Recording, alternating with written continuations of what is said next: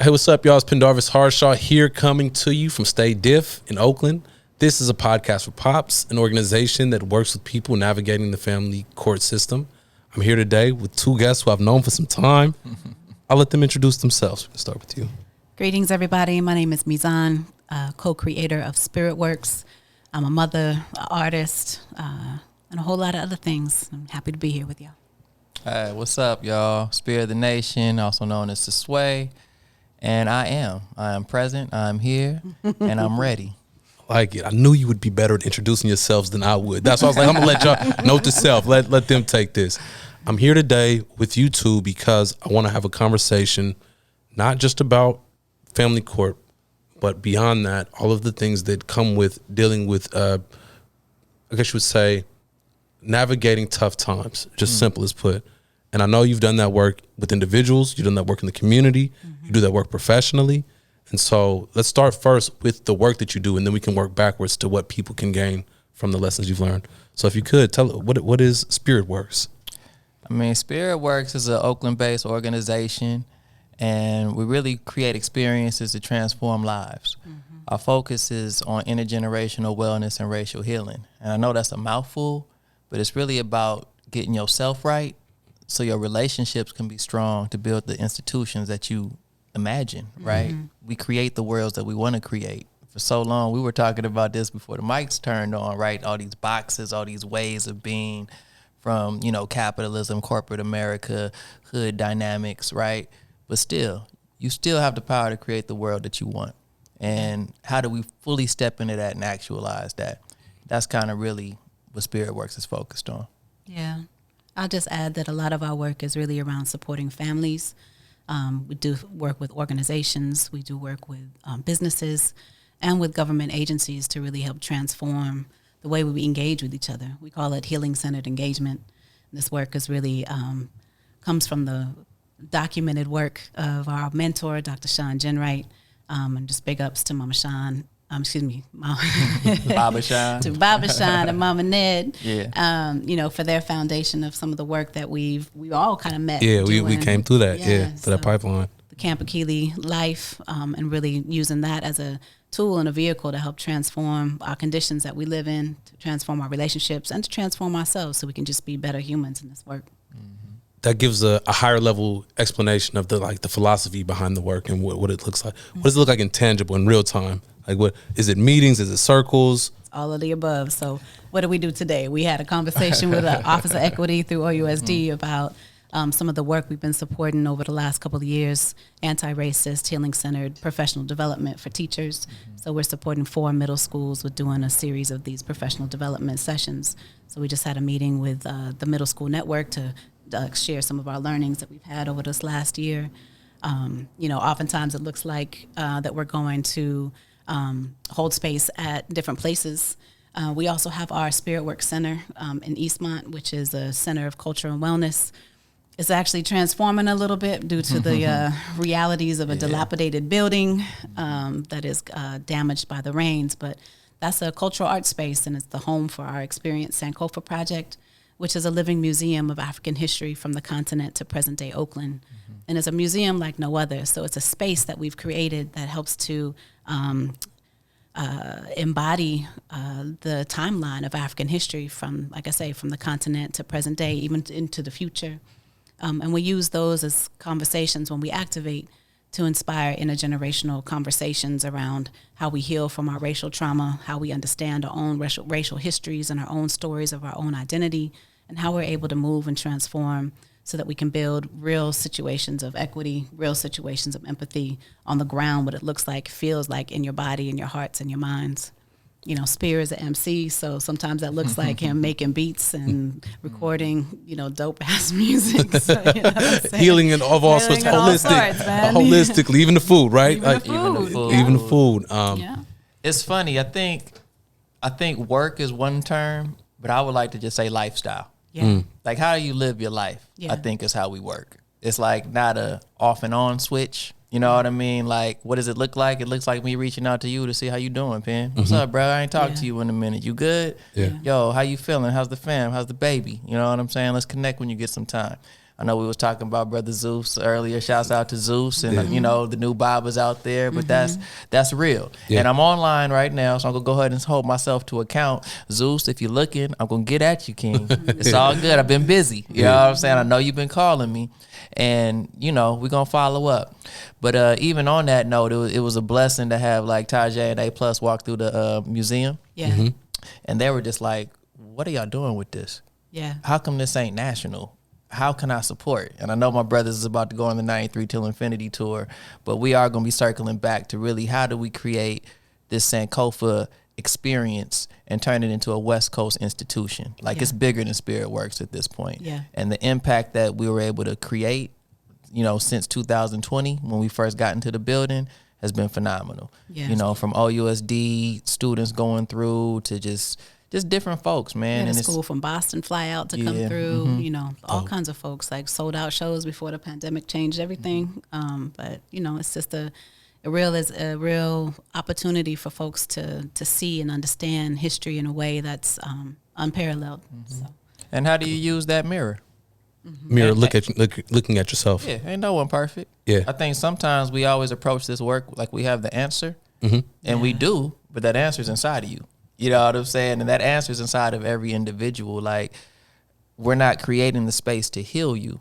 We're creating a space for you to explore what healing looks like for you, or to explore what liberation looks like for you. We're just creating opportunities more so. And, you know, through the space creation that Mizan is just a genius at, I will say. I've learned a lot over the years. And, you know, just me, man, just being who I am as a person, man, just trying to reflect that spirit and that light, you know what I'm saying, in everything I do, everything I touch, the way I raise my children, and just really, just like we talk about liberation work, I don't want to talk about it. I want to embody it. Be about it. Be about it. Live it. Like, so what does it look like in an example, in real life, tangible, in motion. And I love the way that you laid out it's almost like tiers of healing, you know, where it's higher level institutional healing, community healing, relationship healing, individual healing at the heart of it. And so, yes. I think that's why I wanted to bring you on this podcast to have this discussion, because all year long we've been talking to fathers who've been navigating trauma of different sorts.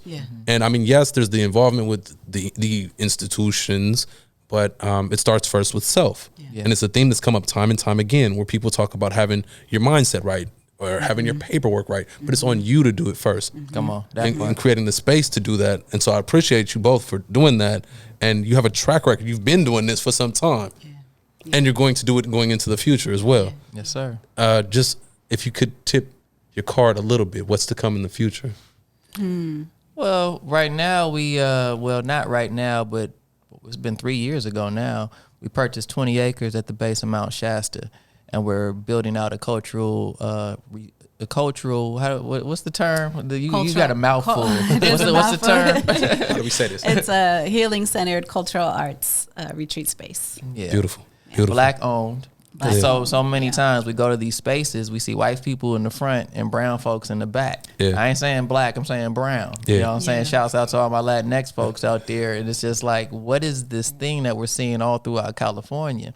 And not only that, it's like we're being priced out of these beautiful spaces where, you know, we trying to bring the hood with us. You know what I'm saying? We trying to give experiences to folks that might not be able to access this. And there's always these barriers and blockages. Because that's one thing I was, work through the work I was doing with determination with Brother Adimu. I remember there was a youth one time, and we've been doing this work for so long, and I heard this phrase so many times, but this night it resonated with me. He was like, "Man, the hood ain't never gonna change." And I was like, "Yo, I need to stop doing the work then, because that's it. We're stuck. If we can't imagine a future, we can't create it. Right. If we can't see something different, we can't do it." Right? So how do we begin to share different experiences with our peoples, man? That's really what it's about. When you're looking at like the little white kid that be running around butt naked and we looking at it like it's crazy, there's a sense of freedom in that that we oftentimes don't have the luxury to experience because we're on survival, because we're on, the legacies of whatever trauma that we're holding. We always have to show up a certain way. Lips can't be ashy. Make sure them elbows is tight. You know what I'm saying? Make sure you talking proper. Like, we don't have the luxury to just be wild and free all the time. And I think because of that, we're countering it with the self-care indulgence, which is dope. I honor it, right? We didn't learn that growing up and doing the work, right? But self-care doesn't mean dismiss responsibilities. Freedom ain't free. Right. Freedom ain't free. I'm going to say it again. You know what I'm saying? There's a ticket. There's a price that comes with that. And there's a certain level of responsibility. How's my freedom impacting those around me? Yeah, I mean, you asked about what's the future look like. Yeah. I would just add that one of the things that we're also creating in our future, like I say, is more of those experiences. So we are creating a new home for our Experience Sankofa Project Living Museum. A new cultural wellness space in Oakland that can house a beautiful space where folks are going to come and see and experience this living museum. We are creating more opportunities for folks to really engage. We're creating more products. You know what I'm saying? We got our affirmation card deck. I am because we are affirmation card deck that it just came out this last year, and soon to be a book. I'm putting that out into the universe for 2023. We will finish our book as well. So those new things that are coming. You know, we've been doing this work we've been together for 20 years. Right? We've been doing this work and met doing the work. For even before we were together. So our hearts and minds are really dedicated to the same thing that our foundation is. Like, how do we help to liberate our people? And how do we step into that in a real way that helps to sustain a new future, a new radical healing-centered foundation that's sustainable, that's bright, that's a future that's light. You know, we have 5 amazing children, and they are a testament to the work that, that we've done to be able to really hold space for who they are, for them grow, to see them shine, for them to find their thrive. Yeah. So, that's the future is them. You know what I'm saying? Seeing them, their light, But I like what you said about the products, because that is one thing. We realize we can't be everywhere at once. Yeah. So how do we create, things, messages and just like little gems for folks to kind of hold on to? Yeah. So, all right, a couple of things. One, this what you tip the cards to, this land that you have that's out of Oakland, out of the environment where so many people have inherited trauma. I know the necessity of it. I'm wondering about the importance of getting out of the space where the trauma has been caused, and at the same time as having these affirmation cards, you have the cards around town, around the town, changing the environment. Yeah, exactly. I see y'all work. Thank you for that, because I know you have to change the environment too. So it's kind of a 2-part question. How important is it to get out of your environment? How important is it to change your environment? Right. It's a both and. It's both. Yeah. It's a both and. I think one of the things I'll say is that, there's we're, as human beings, as a social scientist, we think about ourselves as, I think about human beings as being, social in nature, right? So that we are connected to and absorb, kind of like our skin absorbs the realities that are around us, right? And so we absorb either the toxicity or we absorb the sustainability, right, that exists around us. And so, as we socialize ourselves, as we're living in this network, we have choices that we get to make. Do we want to keep surrounding ourselves with things that are sustaining our life and are high vibration, or do we want to surround ourselves with things that are challenging? And it can be as simple as, like, what's our visual diet? Like, what are we looking at every single day? What are we scrolling through and looking at, right, and giving our attention to? Or what are we listening to? What's the music that we vibrating with? So those are some of the environments that we actually can control, right? So when we talk about this internal, interpersonal, institutional transformation, some of the things that we can control in our environment are things that we deal with every single day and the choices that we make, right? So that's one place in which way we can help to transform some of our conditions. The other layers are definitely around how do we shift the realities of where we live. So we're partners with the Black Culture Zone, for example, and the Black Culture Zone is working of a network of 30 plus organizations within East Oakland, looking at really how we sustain the economics, the placekeeping, our cultural wellness in that area, from East Oakland in particular, but throughout the entire town, right?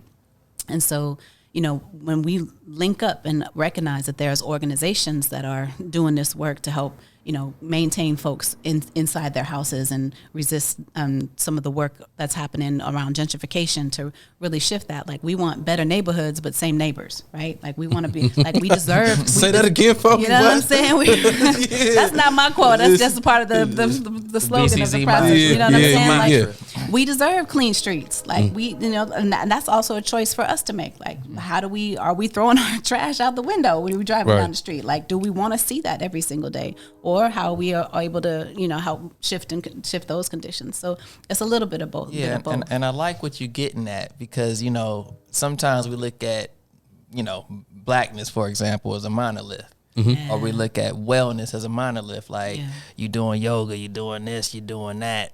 The elder told me it ain't what you eat, it's what you think. Yes. You know what I mean? So how do we raise our thoughts and vibrations around, like you say, what we can do? Yeah. Like, I know elders, it's like 80 plus years old. They wake up with a cigarette and a Coca-Cola. They're not drinking alkaline water. They're not drinking sea moss. Why are they healthier than us? What do they know that we don't know? Yeah. You see what I'm saying? Yeah. So while that wouldn't necessarily work for me to wake up that way, that works for them. Right. And that's their process. But there's no silver bullet to your point. There's no silver bullet, and we have to be able to accept and be okay that you know your system better than me. Yeah. And you know what's going to be beneficial for you more than I do. And when you've eaten something that just don't sit right in your body. You know what I'm saying? Like, what's happening. But that knowledge of self doesn't come from inherently. I don't just wake up and know. Exactly. I've experimented. I've studied myself. I've decided to turn that mirror on myself. Mm-hmm. And I can start to figure out when I need to be in the environment and change it versus leave it for change. Mm-hmm. Yeah, is kind of what we're getting to. Mm-hmm.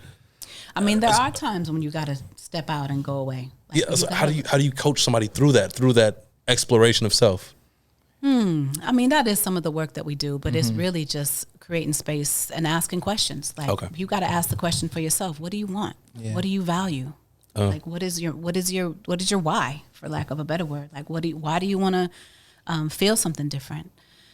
We were actually having this conversation with our good brethren. We on the same page. We on the same page. And he's our dear brother. He's struggling with some health issues and with some weight issues that are impacting some other elements of his life, and he's just trying to figure out like what's the best way for him to move forward. And he's like, I think he was saying something. He's like, he was having a thought process of like, am I loved yet? And we were just like, damn, baby, like am I loved? Am I loved? Like, have I done enough? Have I done enough to deserve love? Yeah. Whoa. Have I done enough to be worthy of something different? Yeah. And Oakland, I'm holding you accountable. Whoever is at the offices, why does D6 look one way and downtown Oakland look one way? Why does come on. Yeah. Why does East Oakland look one way? Why do the bottoms look one way, but downtown look hella something different? Yeah. And I ain't talking about just the presence of white folks. I'm talking about the presence of resources. Like, are we valuable, Oakland? Right. Are our neighborhoods valuable? Are our children valuable? Are our school districts? And you see what I'm saying? Are the human beings valuable? And that's what it comes down to when you talked about coaching someone. It's like, just reminding someone of their worth, right? Mm-hmm. That is the critical component around how we make transformation, is like deciding that you're actually worthy of something different, worthy of something better. Like, that's when your boundaries come up. That's when your choices start to shift, is when you actually value yourself. And so coming back to that kind of root base of like, oh, actually I am worthy of something different. I'm not, and you can decide, like, there was a time, I guess I'm telling my age a little bit, but there was a time where folks, brothers would holler out the car, and call all kind of B words and all kind of stuff. And there was a time where I just stopped responding. Because I'm not a B word. Right. So I just stopped responding. Right. And so that was my value, right? That I decided I had to reclaim for myself, right? That I just don't respond to that. And so I think that that's the question that folks got to think about, is like, what are we responding to? What are we giving energy to? And what are we claiming that is our value, that is our own worth? I'm seeing a lot of parallels between this concept and what somebody at home watching this might be going through and dealing with. Mm-hmm. And it's hard, Penn, because like you say, this is the piece. And this is why I say experience something different. Yes. Because if all you've seen is this, it's hard to see something different, bro. Yeah. If it's legacy and lineage of doing it this one way, like think about the first quote unquote, like shout out to my brother Peace, right? Who's on the plant-based journey, alkaline, everything, plant medicine warrior. He is the first from my perspective of talking to him, in his lineage and family, that's shifting the culture. Right. He made a choice. That's hard, bro. Yeah. Yeah. That's hard. Now, granted, he got shot 4 times and survived in Richmond. Right? His story is amazing. It's probably a brother you want to get on here and just speak. But to see where he's at now, the diligence of him claiming his peace is a perfect example of what we're talking about. There was a choice that he had to make. Yeah. Going back to our brethren Rashid, I was like, Rashid, you grew up on Bromley, right around the corner from the McDonald's. You know what I'm saying? Your pops, your stepdad sold crack and wanted you to be a drug dealer. What happened? You made a choice. Yeah. And like I told him, you're more poised to do this work than me at this point. Based off of he's an expert of his experience. Come on. Yeah, exactly. That part. Yeah. Yeah. Right? Yeah. So it's like, how do we, lift that up? How do we get these brothers and sisters resources to come back into the community and get them jobs, right? Yeah. That's So they to can me, sustain that's their gonna be more family. impactful than anything me and Mizan could do. Yeah. Like I say, we'll create the space for you, Resources are real. but resources are real. Through your counseling work, have you ever worked with anybody directly dealing with the family court system? I mean, we've dabbled with the family court system ourselves. that's- You know what I'm that was saying? a follow-up. You can speak on that. I mean, to be honest, my oldest son, how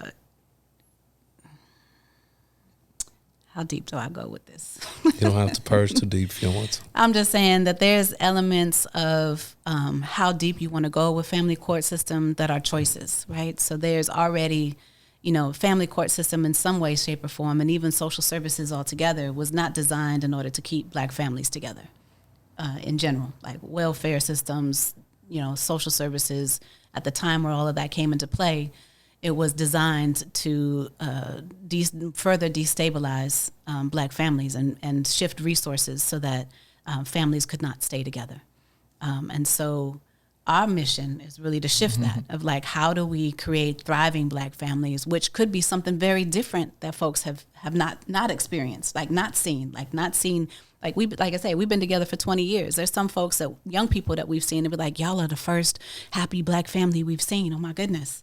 And I'm saying, like, God damn, where y'all at? Like, I know hella married Black folks, you know what I'm saying, or happy, but still, it's still a thing that folks are not used to seeing, right? Yeah. So, it's just a question of like, how do we navigate and make choices with the system? Sometimes we need somebody else to intervene, but does it have to always be a court? Yeah. Could it be an elder? Could it be a community member?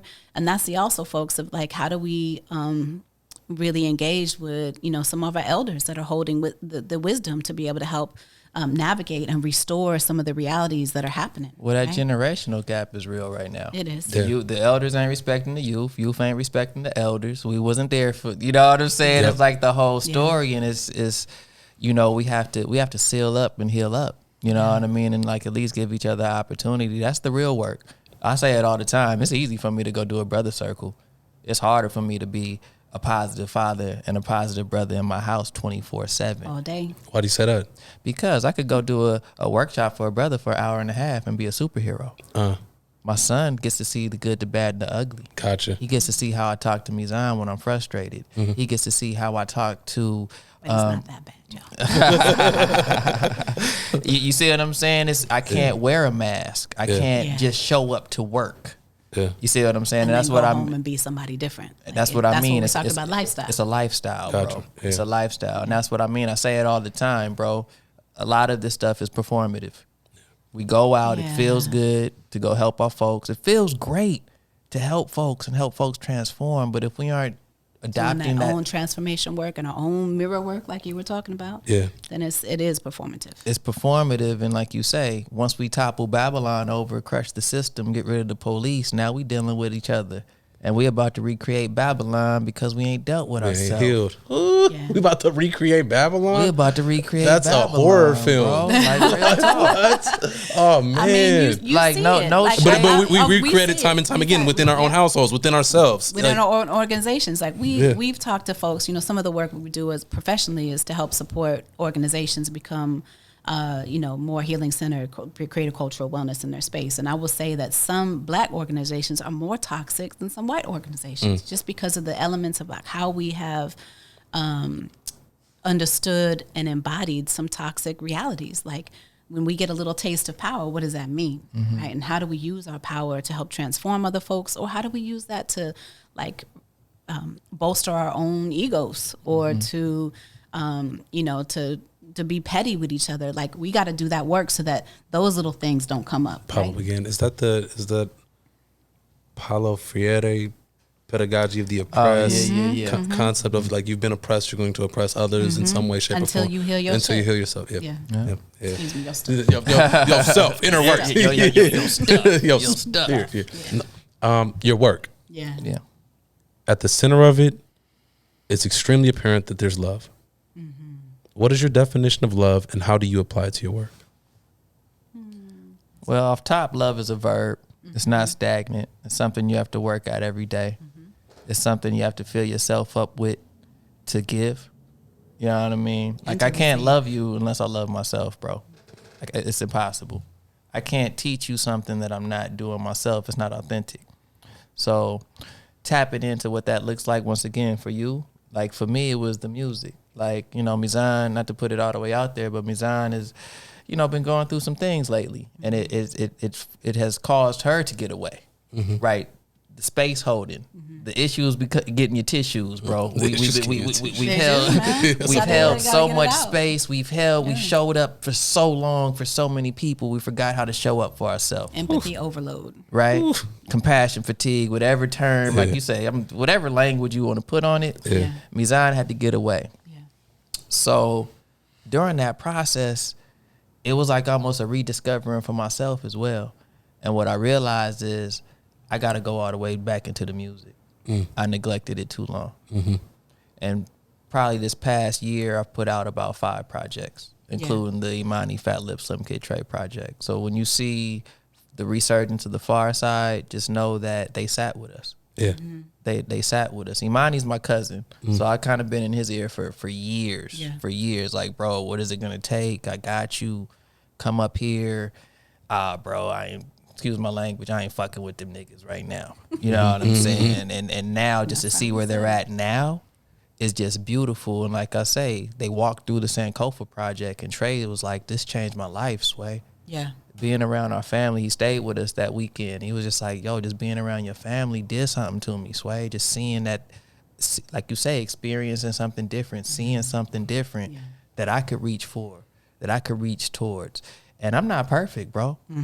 I'm not perfect at all. I got shadow. I got work to do. I got a lot of shortcomings. You know what I mean? And I think that's where folks get it twisted with me and Mizan. It's like, oh, y'all just sit and meditate all day and eat tofu and with barbecue tofu. Barbecue tofu. Y'all are shaying all day. I'm like, it's impossible. Actually, no. Yeah. I wash dishes. Do laundry. We actually have hard conversations. Yeah. We have some real moments of vulnerability. Yeah. We have some real apology moments. Like, let me come correct. My bad. That was foul. Yeah. Let me get the ego out the way. Yeah. So all of these things are a part of it. And like you say, I say it a lot. It's like, you sure you want this?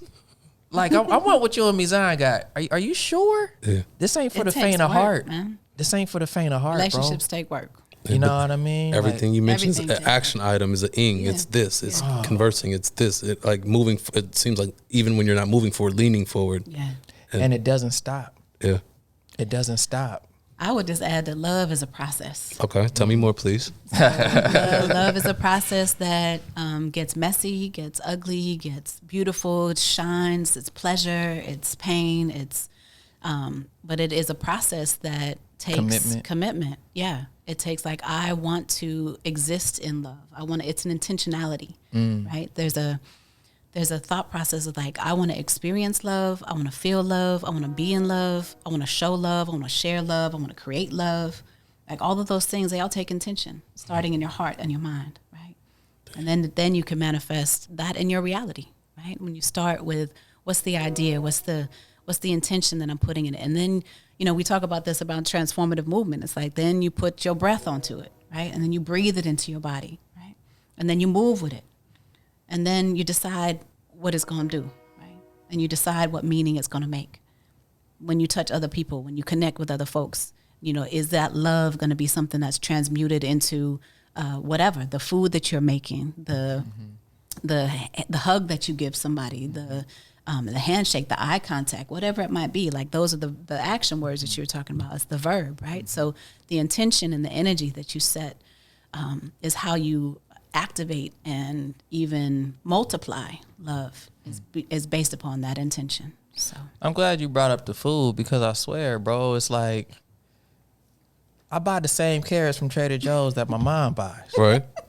Or wherever. It's like the purple carrots with the red carrots. It don't taste the same when she cook them. Bruh, and she don't even cook them, bro. She just cuts them up. Yeah. and the children are like, oh, grandma's carrots. So whatever my mother is able to do to transmute her love into those carrots is real. And that's kind of whatever the ashe she putting on it. The intention. Whatever, like you say, you could eat that pork sandwich, go ahead and pray over it. Right? What intention are you putting on, you know? Because like you say, you could have the strictest alkaline diet, but all of your thoughts is toxic. Right. Right. You stuck. Or be the most woke person and just be unhappy. Right. You know what I'm saying? It's Right. all in your heart and your mind, y'all. That's where our transformation happens first. I keep thinking about that elder who wakes up to the Pepsi and a cigarette. Yeah, but they thinking good thoughts though, right? And happy, looking at you like, why are you tripping, baby? And then they walk in the room and, you everybody's eat the grain shining. cracker and you up here stressed. Like, oh, this dry cracker, but it's healthy. It's fiber. It's high fiber. No. But I'm gonna tell you I that think stress element. That's real. Yeah. And that's actually the part around, we think about the experiences of our trauma, the experiences of living in toxic communities, the experiences of us, in our relationships, court systems, whatever it might be. Like that impact of stress is killing more of us than anything else. Everything else. No, if you check the like, number health one rate, killer. Heart. Blood pressure, diabetes, all of those things Respiratory, multiplied, respiratory conditions, all of those things. Issues in your tissues. Issues in your tissues. And so when we start doing that work to minimize our stress, right? When we start to tap in, when we say, you asked the question about how do you get somebody to understand that they can transform or that they can change or that they're worthy of that. Take a breath. Just pause and breathe. Just for a moment. And even just allowing space for somebody to just do that. It's just like, oh, what do I think? What do I feel? Pause, y'all. We got to like pause, breathe, and choose. PB&J, PB&C.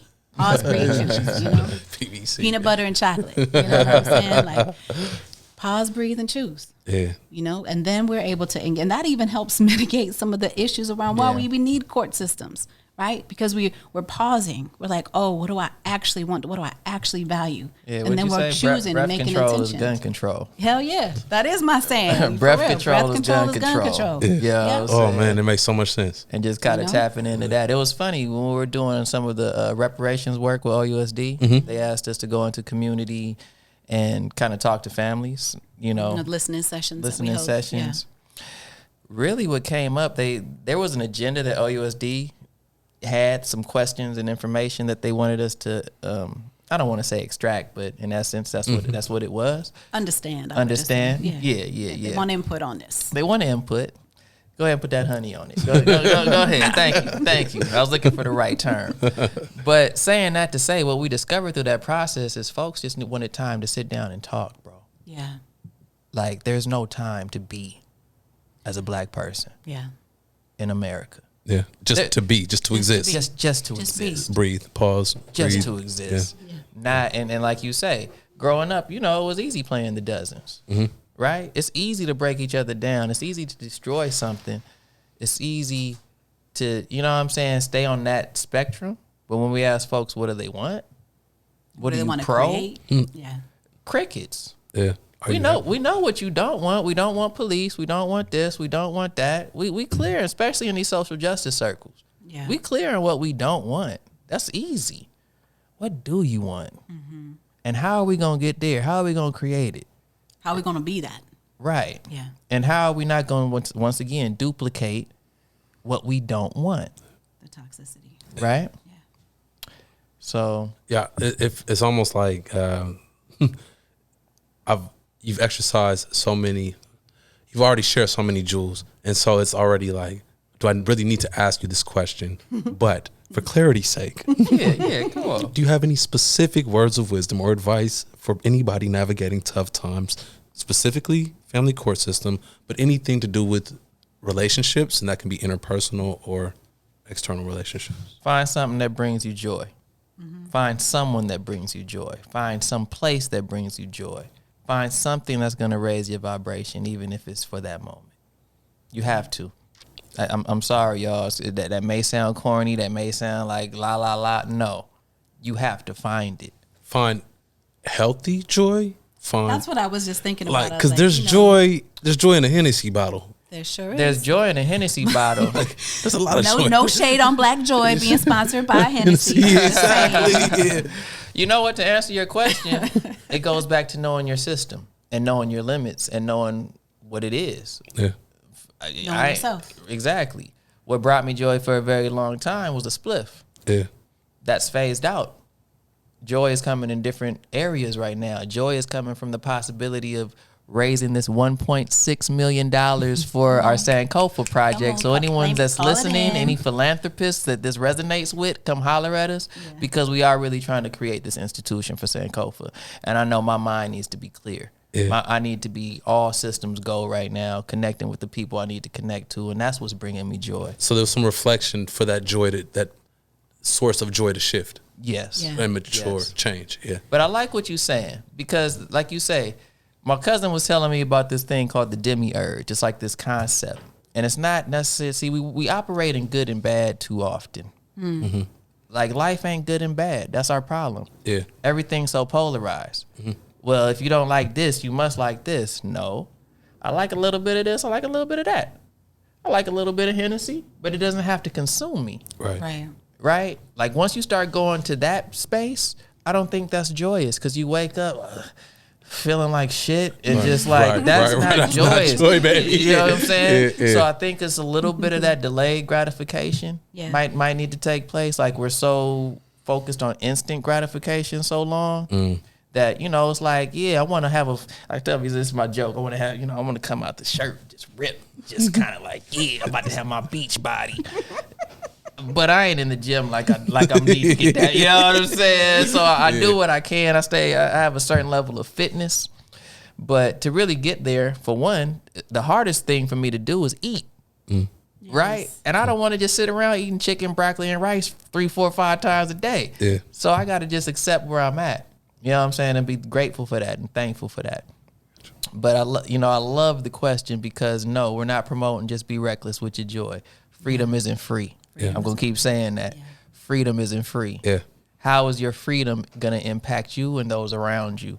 Right? You may feel free in this moment, but sustainable. I think that's kind of my new word. It's just, is it sustainable? Yeah. Like, do we see generations of this happening? Right. Like, do we see generations of this trauma and violence taking us? Where are we going to be? If this is where we're going, where are we going to be 30 years from now? You know what I'm saying? Yeah. Where we going to be 40, 50 years from now if this is what's sustainable and this is what's hot? Like you say, the Percocets and the this and the that. No shade, no diss. It's quick joy. But for generations of that, where does that leave us? I mean, you can even look at, well, we won't get into that, about what, the elements of social media. Like, we were joking the other day is that, we from the school of organizers and folks who are doing the work that you don't, like, advertise that you to work. Like, it took us a long time to be like, folks are like, y'all are healers. I was like, no, we're not. We're just doing the work. Yeah. But at this time, folks are like, social media realities is like, that's what you do. Like, that's the box that you're in. And so there's all these boxes that are created on top of people's identities. And I think the gem I would leave folks is like, find out who you are and find something about who you are that you love, that you really love. That you love, not because they love it about you or that somebody else responds to that about you, but actually it's something that you really love about who you are. And nourish that and big that up and enjoy that and expand that and help that raise your vibration so that you step into your highest self, right? So then your intentions of your interactions with folks helps to mitigate the need for, outside intervention. That the experiences that we have for, these tough times is like you have some of your own internal assets that you're able to rely on, that is not necessarily coming from outside of yourself, that you actually feeling and conjuring and cultivating your own internal fire, your own choice, your own heart space, your own like gut, your own will, like your own backbone, like all of these elements that are yours, that is your essence, that you step into this world. And so when you step out into the world, when you make choices in the world, that you impact folks with that element of love, with that element of power, when you make choices that are reflecting that, so that you really do transform yourselves and the folks that you encounter and your young people that you love, like your children. It's so right? layered. I love this question, Penn, because it's so layered. Because some of this does take resources. It does. Like if I want to go explore something, like I want to go sailing. Yeah. That takes resources, bro. That Kind of need a boat. You know what I'm need a boat. saying? Like, so it's that balance, like controlling what you can control, influence all that you can, what you can't, kind of. Which vibe. is the piece around why I'm saying about it's an internal asset. Yep. Like that shit is free. Right? Our breath is free. Our intentions are free. Like our movements are free. Our choices, while they have an impact on what we do, like for us to make those choices, like that's our own power that we got to reclaim, right? Instead of giving up to other folks. The information synthesizer in my head is just going wild right now because what you're telling me is to find sustainable joy, and what you're telling me is to look inside. And so what greater sustainable source is there than self? You're going to be with yourself until yourself is no longer here. Yes. So you might as well find some joy inside of you. Yeah. Yes. Yeah. And, I would say, like, and that's just me, as all things are connected, is like, while you are looking inside of yourself and finding the good things that you love, then you're able to see those in other people. Bingo. Like, you know what I'm saying? It's like that namaste, the Ubuntu, the in Lakesh, it's the same concepts that are worldwide, right? Around like, I see the good in you, I see the God in you, right? And, that there's those elements. So when you see the good in yourself, when you see the power and the joy in yourself, then you're able to see that, like it colors your lens. It's like your rose-colored glasses you get on, that you get to see the world that way, right? And then when we see the world in that way, then we start to minimize the impact of the toxicity and the trauma that we've experienced, that we actually get to claim that we want a different reality for ourselves. My brother says it all the time. He's out in Vegas, Yoga DG. My brother Chandre, he just dropped his card deck. Doing great work out in Vegas, but he says it all the time. What you seek is seeking you. And when he first started to say it, I didn't really understand it. But what you seeking is seeking you. It's coming. You know? Yeah. But whatever you seeking, you gonna find. You gonna find. Yeah. You woke up on the wrong side of the bed. I wish a nigga would. That nigga will. I'm wishing. That's hella funny. Just around the corner though. Like real talk. What Reverend Ike say? What you recognize, you energize. Yeah, there you go. Oh yeah. What you breathe life into it. Yeah. What you seeing, like, if you don't believe there's any black man that you could trust, then you probably ain't gonna find the black men that you could trust. And we verbalize it so often, and I mean. But I trust you. Yeah. It's deep, man, and like you say, it's it's tough, bro. Yeah. It's tough because, like, when you're talking about the court systems and things of that, like even how we step into relationships, we really have to recognize, is this lustful? Like, do I really love you? Do I see myself with you for the rest of my life? Do we have aligned values That part. That part. Yeah. Or we just have aligned body parts. And then you have to question, like, what are my values? What what are values? That part. Yeah. And I do want to say, like, Mizan, so you can't judge a book your chapter 25 to your chapter 1 to someone's chapter 25. Right. Like I say, this whole term white privilege and all of this. No, Penn, we're privileged, bro. Yeah. We were able to go through a system like Akili. You were able to see that, bro. Yeah. You can't unsee that. It has an impact, a lasting impact. That experience we went through, for one, bonded us for life. Yeah. So even if I only see you once a year, we have a reference point that no one else, unless you went through that process, knows. Yeah. Right? And that's kind of why I feel like the plant medicine is becoming so popular, because people are looking for a community. People are looking for a place to heal and grow. To be open and authentic. And that part. Step into something new. That part. Shared experiences. I love it. Thank you both. I want to ask you to share with the world how they can follow up with you. Sure. So you can see us on Instagram, SpearItWurx Oakland. SpearItWurx is spelled SpearitWurx. You can also go to our website, SpearItWurx.com. You can email us at SpearItWurx@gmail.com. Yep. You can see dope music, Spear the Nation, on Spotify, on all streaming platforms, on Instagram, Spear the Nation. Yeah. But really, it ain't even about that. It ain't even about. It ain't about. Spear You can the get your Nation. card deck at SpearItWurx.com. This is what it's about right here. It's all a part of it. It's all the holistic approach to healing and making sure that the individual's good, the relationship is good, the family, the community, the institutions, the world. Yo, traveled the road less traveled by many. Sacrifice was the price paid. The hand rolled after the dice shake. Can't go back for whatever was the right way. Regardless what they might say. Just go gather up some white sage. Light it up, let the smoke raise. Remembering the broke days. Thinking about what bills I'm gonna pay. No way.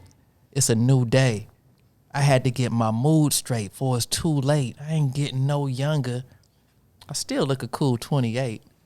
Got the tour locked for a cool 20 states. 2020 how I resonate. See it clear as crystal. Talk it slick as Crisco. From Morocco to San Francisco, we're bringing you that shit, that raw, that official. So get them hands to the sky with me. Twist up, get fly with me. Lift your peoples up, get them high with me. Yeah, paper up, paper up. Let's be that generation that gave a fuck. Making magic while I'm making classics. You trying to get this paper? We could make it happen. Let's create something they can't imagine. I know the hours we've been cramming. Let them think it's random. Add value, then we disappearing like a phantom. Give thanks. Give thanks. Give Thanks, thanks. y'all. Thank you both. Thank you, Pam. This has been great. Yeah, long overdue. So glad to have this conversation documented. Again, this is a podcast for Pops brought to you by Dad's Evoking Change. We're here at Stay Diff in Oakland. My name is Pendarvis Harshaw. Thank you all for joining me. Peace. Peace, y'all. Thanks, y'all.